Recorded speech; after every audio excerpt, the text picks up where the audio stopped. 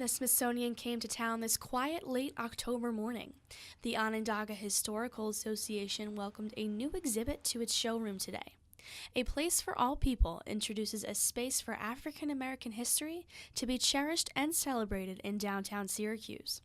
Chandler Dunn, a history major, visited the museum herself to see what roles Syracuse had played in the Underground Railroad.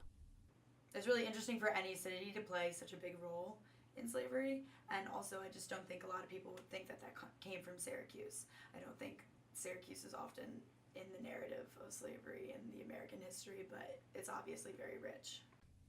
The exhibit encompasses both past and present, local and national history of African Americans in our society.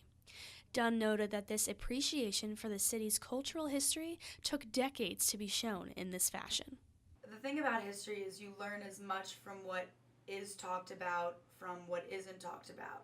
And obviously, it's interesting to consider why certain stories and certain cities and the part they played, we're kind of finding out about that now, how that history wasn't necessarily sought after or relevant.